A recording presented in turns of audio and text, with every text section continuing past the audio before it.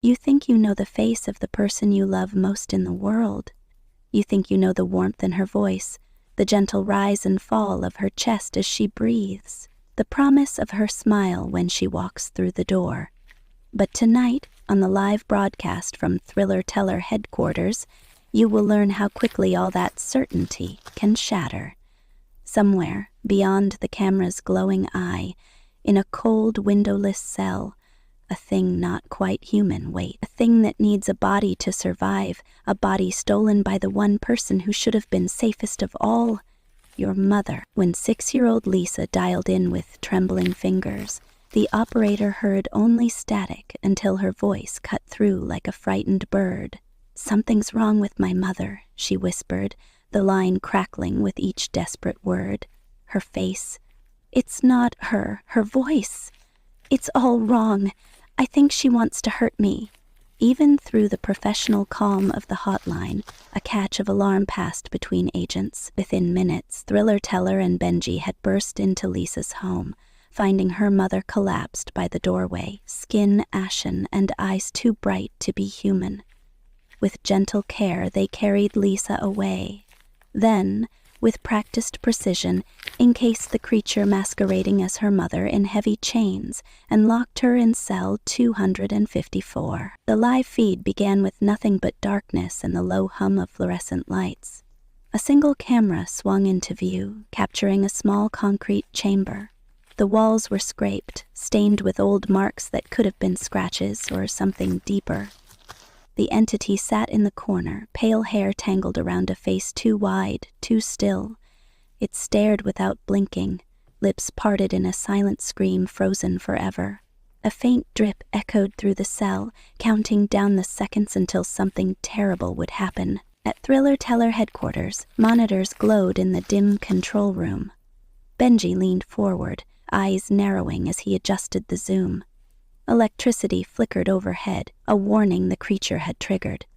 Lights danced in corners, shadows twisting into shapes that sometimes looked like reaching hands. The agents kept calm, exchanging nods and clipped questions. How long had the creature been asleep? Did the camera still work? Was the containment field holding? Every technician knew that these entities had two weapons: strength beyond humans, and the gift of illusion. They could bend light and sound, turn wires into serpents, make laughter bleed into screams. Minutes dragged like hours. Then, without warning, the creature stood. Its movements were fluid and unnatural, as if it remembered a body but not the rules of its flesh. It leaned toward the camera, face almost touching the lens. Its breath steamed against the glass, fogging it in a cold mist. A whisper rattled the speakers. "Mother, help me." But the voice was wrong. High and pleading. A child's voice forced into an adult mouth. The agents froze. No one spoke. The line to Lisa's old home buzzed, as though the child were trying to speak through the cell's microphone. Her phone buzzed once, then twice. The realtor hissed through the comm. "Cut audio." The tech obeyed, silencing the speaker. But the image remained. That grotesque parody of a mother, head tilted at an impossible angle, watching them as though studying its next meal. Then it flicked its head back and laughed, a long, rattling sound like a wind through dead branches. Benji typed commands. The camera panned away, then swung back. The creature had moved. Now it stood directly under the single bare bulb dangling from the ceiling. Its shadow stretched across the floor, impossibly long and jagged, like a black river flowing from its feet. Electricity arced in tiny bolts around it, making the walls dance with light. The glow revealed new marks on its arms, thin lines that pulsed like veins of dark energy. The agents swallowed hard. This was no ordinary possession. This was something older, something that fed on fear. Un's live broadcast, millions watched in awe and terror. Comments scrolled, "What is that? Turn it off! Poor little girl!" But no one could look away. The entity's eyes drifted upward, meeting the camera's eye. For a heartbeat it seemed to recognize each viewer, as if hungry for their souls too. Then it vanished from sight. The camera feed shaking as though the whole room lurched. The lights flickered out, plunging cell 254 into blackness. For 3 dreadful seconds, nothing moved. Then the lights snapped back. The entity stood not in its corner, but at the very door to the cell. The heavy steel bars were bent wide. With a fluid motion, it stepped through, boots clicking on concrete. Behind it, the bar snapped back into place, as though guided by unseen hands. The camera wobbled as if someone had throttled it, the feed distorting into static. Thriller Teller barked orders. Agents rushed in a side corridor toward an emergency lock. Benji hit a red button beneath his desk. A shrill alarm blared.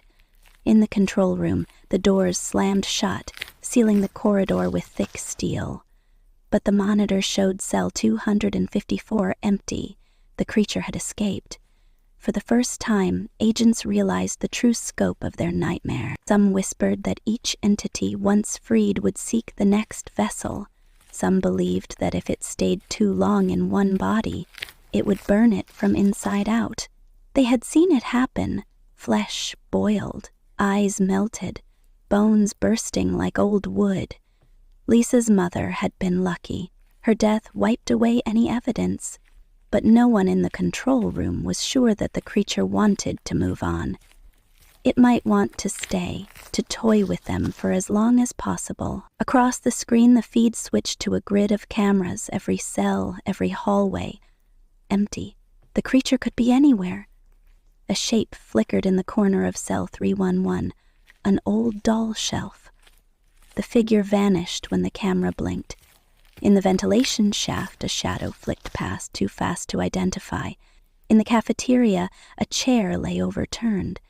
In the children's wing, where Lisa now slept safely under guard, a mobile spun in circles as though caught in an invisible breeze. No one dared approach. Thriller Teller ordered a lockdown of the entire facility.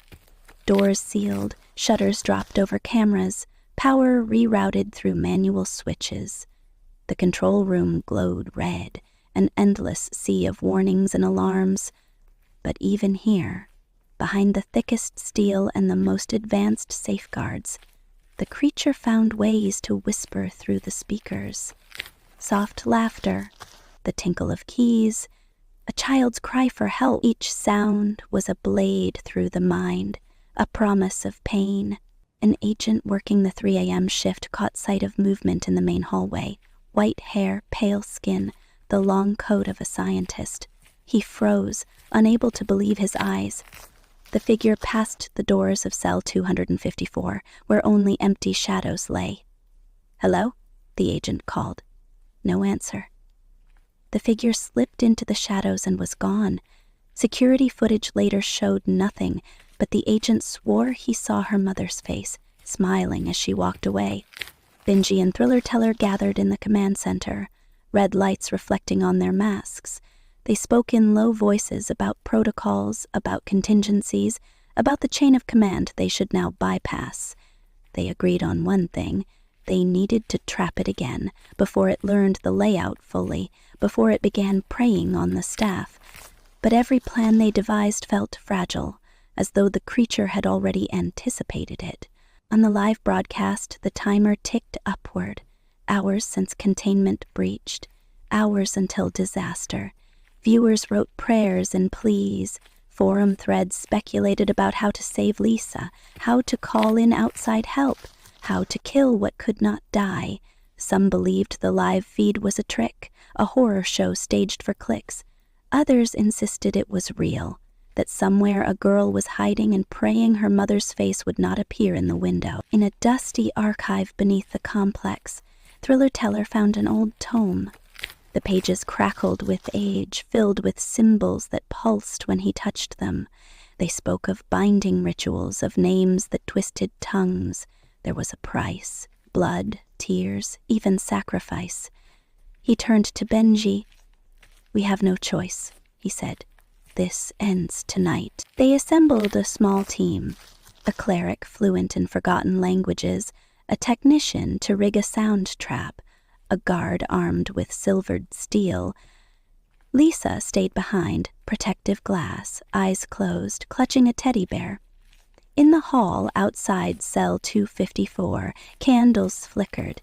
The air tasted of ozone and damp concrete. The team moved as one into the chamber, chanting words that seemed to scrape the walls. The cameras rolled. From the darkness, the creature emerged, drawn to the light.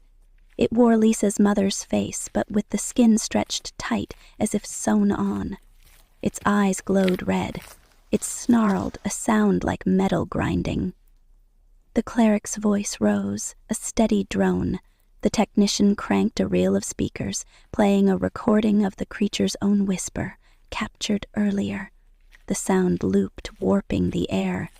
Electricity crackled. The steel bars behind the creature began to twist inward, as though shaped by giant hands. The beast shrieked, lashing out with claws that glinted like knives. The guard leaped forward, striking with the silver blade. The creature recoiled, shock rippling through it. The chanting quickened. The air snapped with power. One final verse, and the bars slammed shut around the creature, forming a spiral cage of steel and sound. The chamber shuddered. Then silence. The cameras showed the creature collapsed on the floor, its borrowed body broken, quivering. Its hair fell out in clumps. Its eyes rolled back, revealing only white. And then it vanished, leaving behind a pile of scorched chain and whispered echoes. The feed went black for a heartbeat, then switched back to the control room. The alarms had stopped. The red lights dimmed. Lisa, in her room, opened her eyes. She didn't remember being moved, only the echo of her mother's voice calling her name.